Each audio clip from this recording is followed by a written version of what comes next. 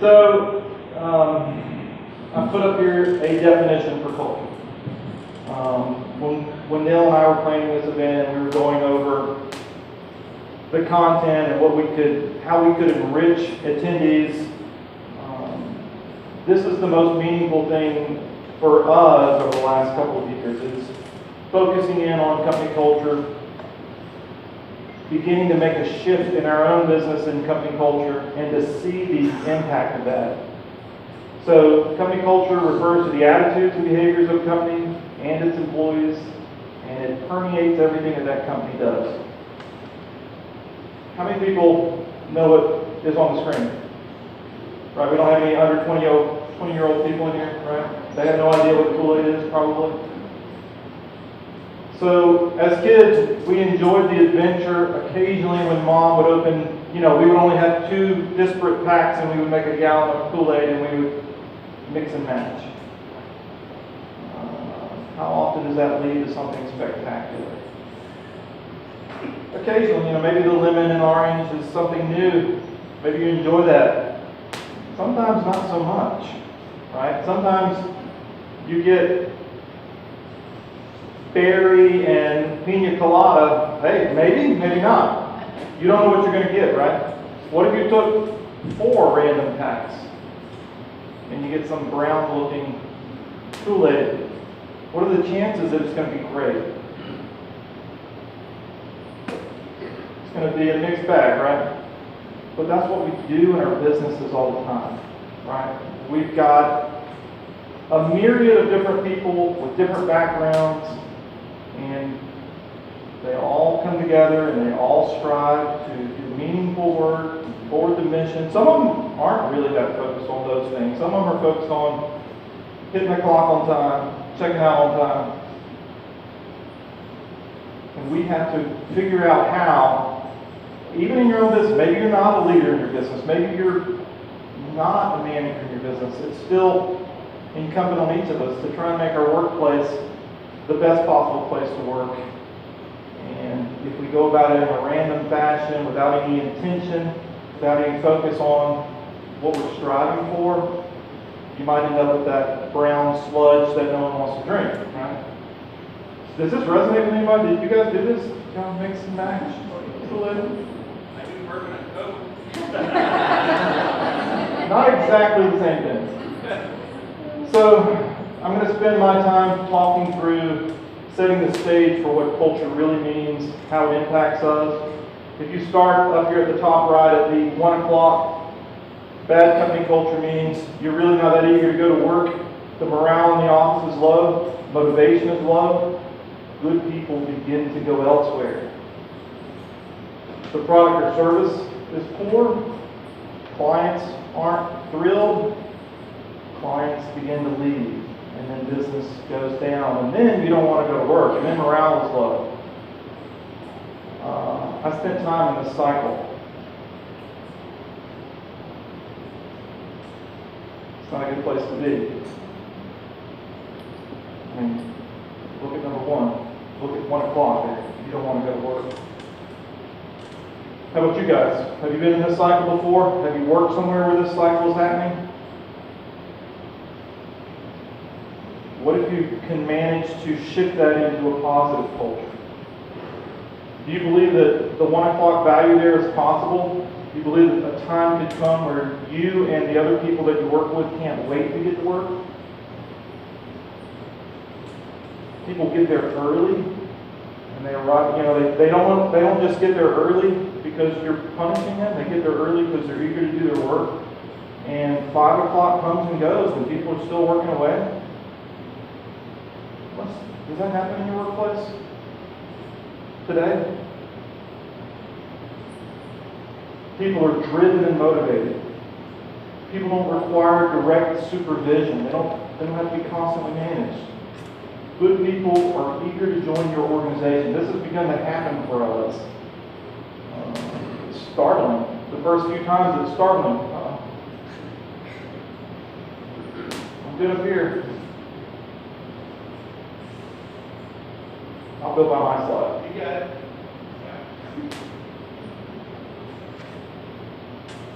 When those good people join your organization, the morale and the quality and the output of your organization begins to go up. Clients begin to praise your team. They don't really say your quality is great. They just say they love your people. Business begins to increase, opportunities begin to increase. Is that worth fighting for? Is that why some of you are here? You hope to shift to a point where your company culture promotes these things, that your company begins to be about these things, people begin to speak about your company and your organization.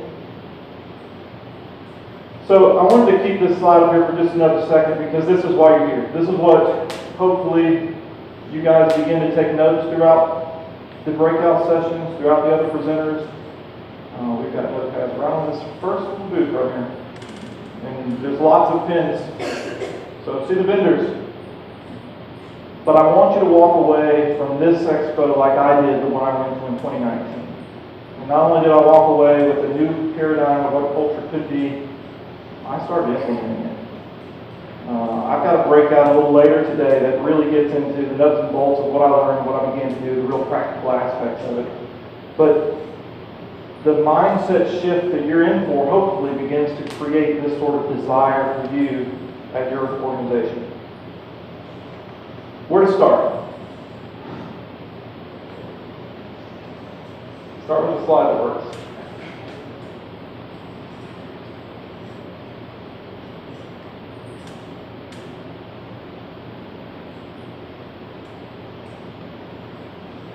This first point, what really matters to you.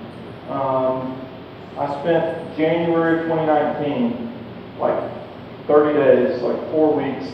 I mean, I was at work. I was doing other things, but I was really, really focused. Large portions of my day were trying to figure out who to become as an organization, what really matters. From that earlier slide, when things are going in a downward spiral, this is where you begin. What are you going to fight for? What will you fight for when it comes to people that are going to work for your organization? We began to put together a hiring model that's divisive.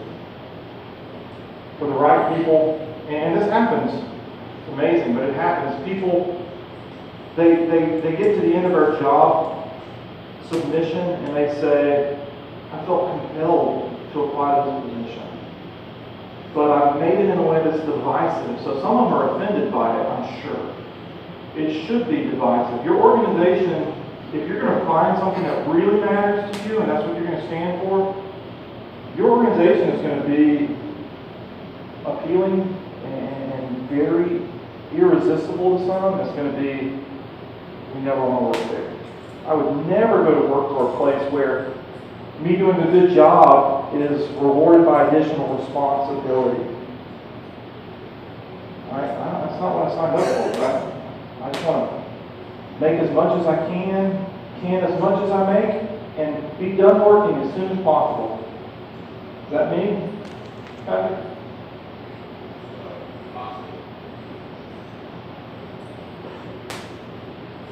What is the mission that folks can get behind? So be asking yourself about your organization. Is there a mission that people are behind? Is there something bigger than a paycheck? I heard David Sawyers from Chick-fil-A say, as he's the marketing guru, one of the marketing gurus behind it, he said he would interview new people at his department and he would ask them, hey, what would it take if you didn't get a paycheck? What would it take for you to still come to work? And he would take furious notes because that's really what he saw his job as. Making the workplace something that they would do out of passion. Obviously they got a check, but what's meaningful enough for great people to give themselves to? We talk about that in our interview process. You know, this is not a job. This is not you exchanging your time for a paycheck. You, whether you're the leader or not, you have to buy in. You have to become, I use that word a lot. It's not about activities, it's about becoming. You have to become all in. There has to be an idea that's so big that you can't get your arms around. And there has to be a big enough idea to inspire and to ennoble the team. To make them want to become better. To make them want to become something other than just mailing it in and just picking up a check at the end of the week. I wrote our idea at the bottom here. Crosslink, we believe that we are gifted and called to serve our neighbors. And we will enrich those that put their trust in us. If you worked at a place that had that as their tagline, or you just was lived out in the company, would it ennoble you to do something a little bigger than show up at 8, check out at 5? Did he have a dream? Was his idea big enough to rally behind? Let me read the comments here. I have a dream that my 4 little children will one day live in a nation where they will not be judged by the color of their skin, but by the content of their character. Do we hire for the content of people's character? Or because they're really sharp? Because they're really gifted at their trade? So, that big guy on the couch is me. A few years back, this little girl's now going to college in Florida. Mom's not in the room. This was a big enough idea for me to begin to change who I was as a person and start putting my selfish baggage away and start to become something bigger than the 30-year-old in this picture. So there are things that are big enough, and each of you has probably experienced in your life something that's so big, something that's so meaningful, that it has transformed you. With a lot of work, it has transformed you. So we talk about business, but you can appreciate some ideas that are so big that they change who you are. They put you on a journey to become something bigger than you were. So how do you begin to move from bad company culture to good company culture? Take personal responsibility. Appreciate, even if you're not the leader, appreciate that you have contributed and that the current content, the current state of the culture is in no small part because of you. This second line is something that really began my paradigm shift. I went to a conference and I heard someone say this: if you're in control and you don't like the situation, but you don't take action, if you don't like those employees, if you don't enjoy going to the workplace, if you don't like the clients that you're serving, and you don't do something about it, you must like it. It was sort of offensive. What? No, I mean, I gotta keep those clients. They pay me. Those employees, yeah, they got their negatives, but they work hard. They're nice most of the time. Once I bought into number 2, I began to effect change. Once I realized that, oh my God, I am insane.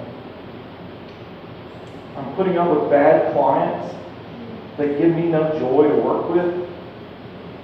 I've got employees that make the workplace something I really don't want to. I want to get out of there before 5. Once I began to own that I'm in control and if I don't do something about it, I'm an idiot. Once I got control of that, I started to effect change. Get back to the basics, maybe figure out the basics.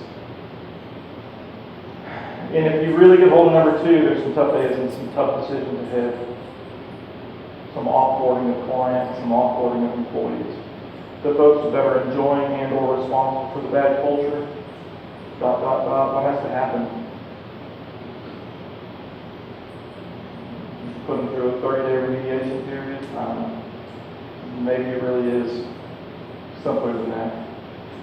We started a recruitment process focused on finding great people.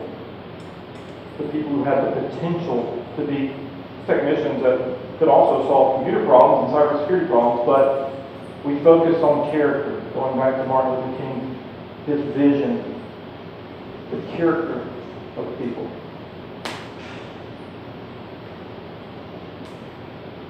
Even though our ideal culture didn't exist yet, we began to hire for those that future culture that we were striving for.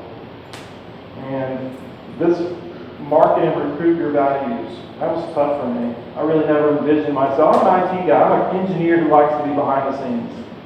I never dreamed of standing in front of a crowd to discuss anything, period. But when you begin to market and recruit your values, that means marketing yourself. That means marketing what your company stands for, what your organization stands for.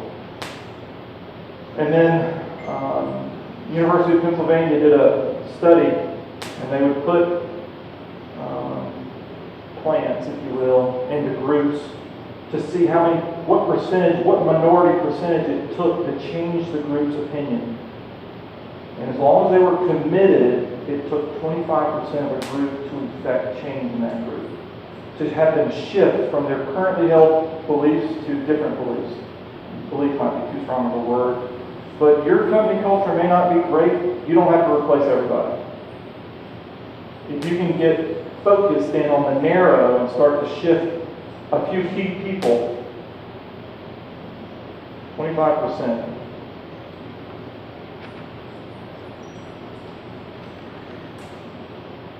Jim Collins. He observed that the companies that began to shift from good to great place a greater weight on the character attributes of people. It wasn't about their education or their background or their practical skills or their specialized knowledge. How many people are held on to organizations because they have some specialized esoteric knowledge that nobody else knows? We're often afraid to let those people go.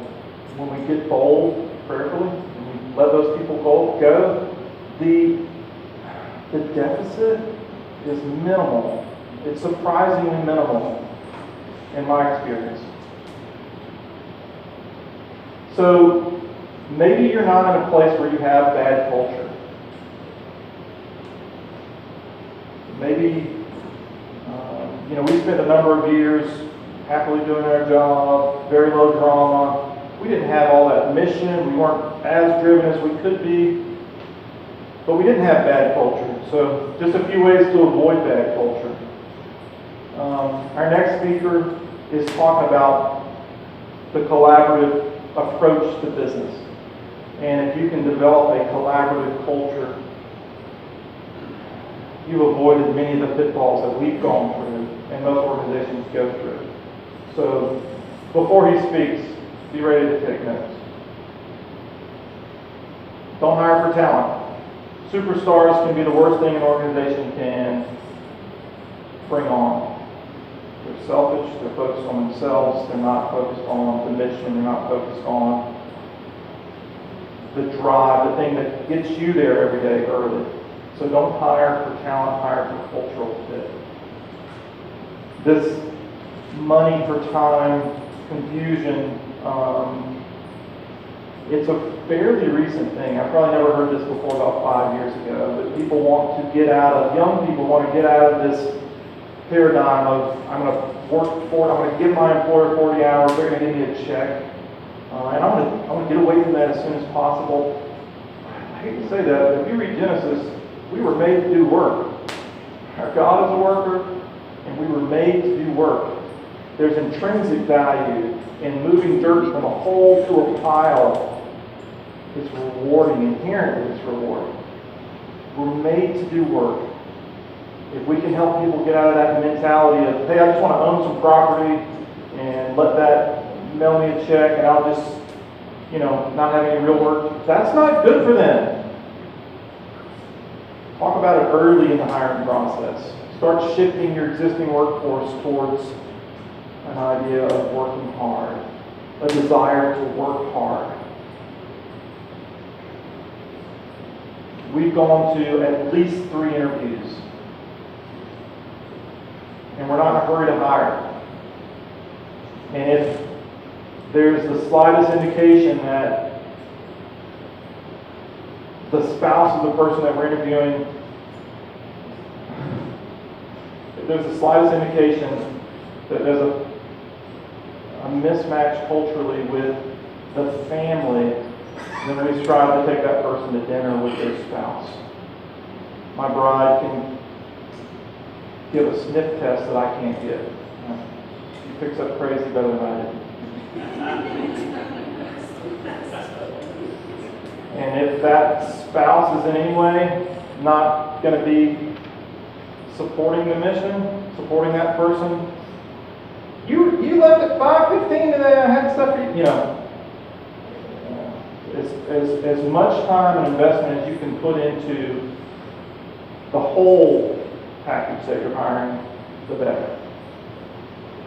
Don't try and hire and start people in a week. Take your time. And this idea that we're not a family, we're a team, this comes from Reed Hastings. The Netflix culture. His book is called No Rules Rules. That's where I get this idea. It's a big idea. We like to be a family. We like to treat one another like a family. We're not a family. We're a team. And every great team has a coach. Every great team has multiple coaches. And that coach's job is to get the best shortstop he can get. How about those Braves? If that current shortstop isn't improving and that coach can get a different shortstop, he owes it to the mission of the team, right? To win, to the fans, to the rest of the team. He owes it to them to get the best shortstop he can get. And when that coach trades that player, he doesn't take him out back and stab him and leave him for dead. That player is going to be fine. They're going to go back to the minors. They're going to work on whatever they have. And they're going to be okay. So our organizations are not a family, they're a team. And this is a freeing mindset. It's been big for me. It's still not easy. It's still not easy to separate from people, to offboard employees. But it's a necessary thing if we're going to build great teams.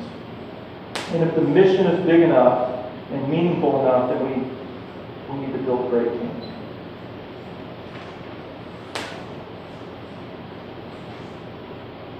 (2020) January.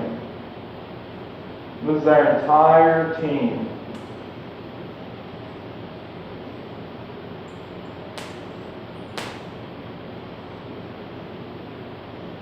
So, of this picture, this really wasn't that long ago, but of this picture, there's 3 people still on the team. There's 1 technician still on the team. So this is our team from a couple months ago.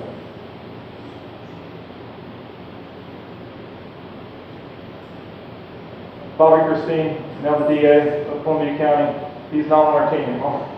He can't legally be on our team anymore. But that idea of attracting great talent,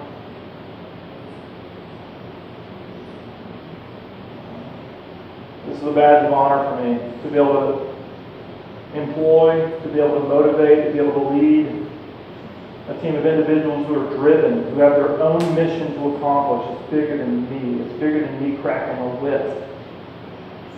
So I hope that each of you gets something out of this conference that helps you build a team like your dream team. That fight for it when you're away.